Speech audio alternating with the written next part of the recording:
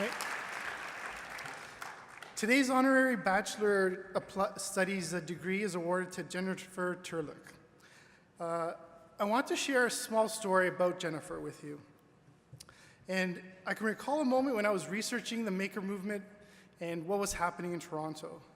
And while I was searching online, this place kept coming up called MakerKids. And I wondered, where is this place and why are they coming up in all these searches I'm doing? And the first question I had was, who's the people or who's the person driving this? I'm always curious about people that make these kind of movements happen. And that's when I discovered Jennifer's name. And as I read her experiences and her personal journey, and she's part of her experiences was at this school called Singularity University, where she studied emerging technologies.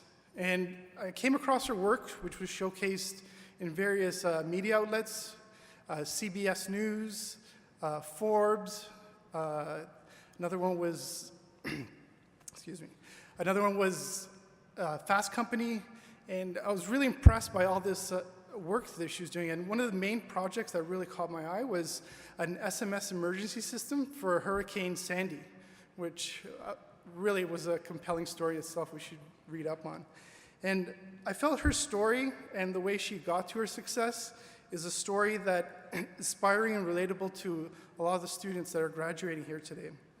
The path to your personal success has many bends and turns. Embrace them. I hope you find Jennifer's story as compelling, as inspiring as I did. I now invite Jennifer Turliuk to address the class of 2016.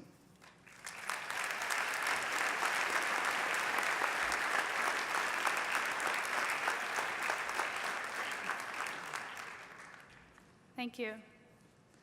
President Whitaker, Board of Governors, members of the faculty and staff, proud parents, friends, esteemed guests, and most of all, let's give it up for the graduating class of 2016.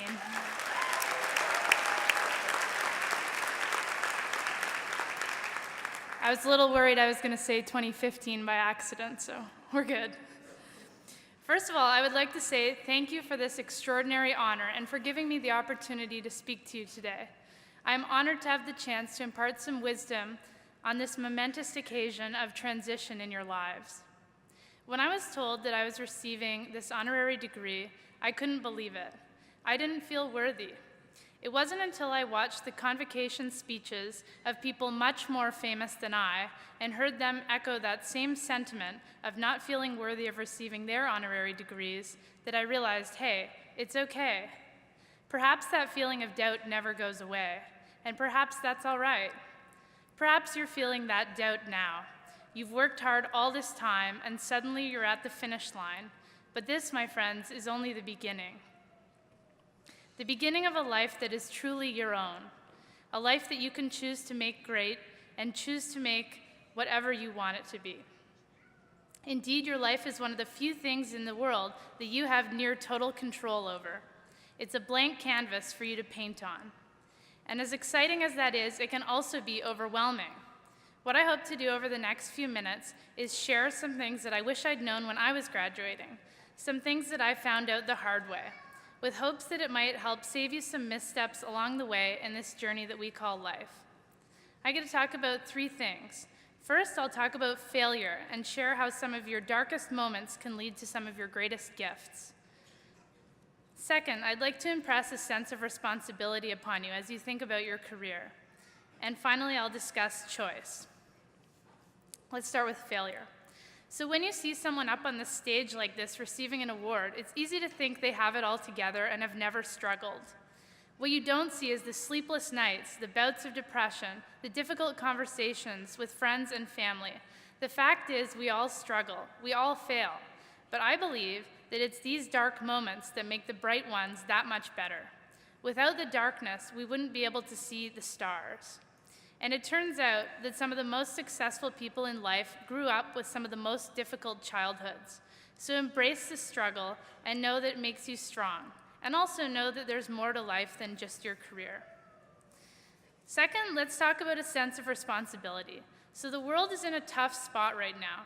Our population is larger and living longer than ever before. We're facing extreme environmental challenges, and billions of people live in poverty. We're extremely lucky to live in Canada and have had the opportunity to go to a great school like this one. But with great power comes enormous responsibility.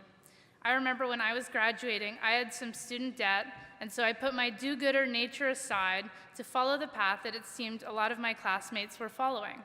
I joined a large corporation and spent the next few months waking up and marketing a product that I didn't particularly care about or find very meaningful. And it's somewhat easy to choose a path that we know isn't right for us, thinking that that decision will only impact ourselves. In fact, 80% of people are dissatisfied with their jobs. But it's not just ourselves that we're letting down by making a choice like this. We're letting down the world. You may be thinking, why do I need to get involved in the world's problems? There's plenty of other people smarter than me, richer than me, etc. But the world needs our highest points of contribution and satisfaction. It needs us to weave our unique fabric into the beautiful collective tapestry. If Steve Jobs had pushed aside his dreams and settled for a job that he didn't like for the rest of his life, where would we be? This isn't to say that your first job out of the gate needs to be the most meaningful thing ever, but I'm urging you that whatever you do, always find a way to give back and contribute to the lives of others, even if it's on the side of your job. The world needs it, and as an added benefit, it can be incredibly fulfilling. Some of the kids that participate in our programs at MakerKids have mental health diagnoses, and one of my favorite things is watching them use our programs as a form of art therapy. We've had kids present robots that they've made on national TV, go from having panic attacks to feeling ready to attend summer camp for the first time in their life, and finally finding a place where they feel like they fit in. And since small changes in childhood can have a huge impact later on in life, it leads me to imagine how our programs might change the course of their lives and how they, newly empowered, might change the course of others' lives as well. And that is a fantastic thing. When you think about the risks of doing what you love, the common fears are running out of money, becoming homeless, etc. But what about the risks of not doing what you love? I like this quote from the book The Monk and the Riddle, which says, "Personal risks include the risk of working with people you don't respect, the risk of working at a company whose values are inconsistent with your own, the risk of doing something you don't care about, and the risk of doing something that fails to express or even contradicts who you are. And then there is the most dangerous risk of all, the risk of spending your life not doing what you want on the bet that you can buy yourself the freedom to do it later." So something to ask yourself is, what is work? A means to an end, a step to the next thing, or a calling? I view it as a calling, one of your choosing, and I invite you to do the same. So now that we've all agreed that we're going to go out and save the world, how do we choose what to do? That's the million-dollar question. You may have already chosen something, but perhaps you're not sure about it. Or even if you are, you're surely going to come up against more tough choices in the future. For bright people, the amount of options has become endless, and sometimes that can be debilitating. When I quit my corporate job, I didn't have much of a plan of what to do. I just knew I didn't want to do that. But I couldn't figure out what to do instead.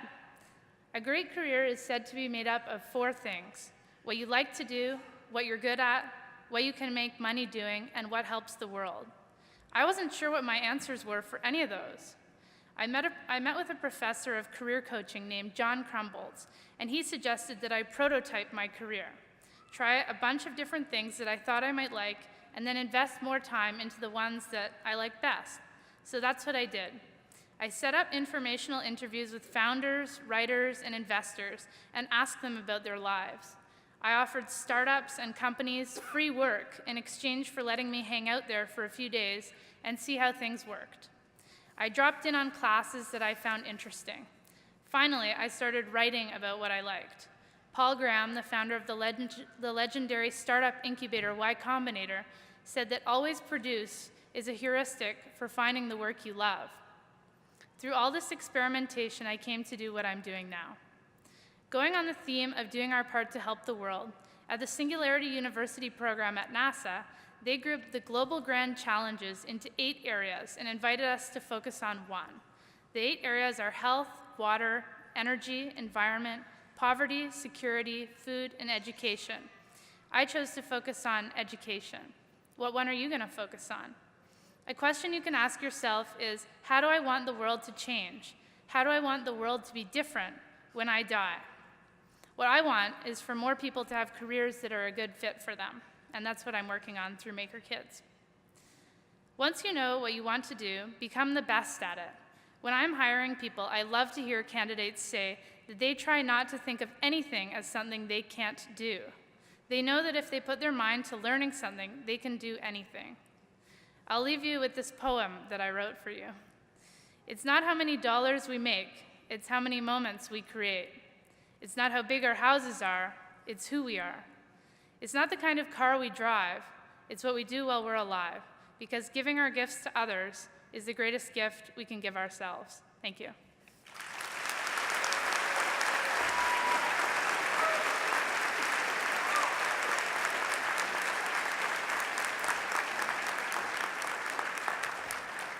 Thank you, Ms. Turliuk. Today's Honorary Bachelor of Applied Studies degree is awarded to Jennifer Turliuk. President Whitaker, President Whitaker, Ms. Ross, it is with great honor and pleasure that we ask that you confer upon Ms. Jennifer Turliuk this Bachelor of Applied Studies degree.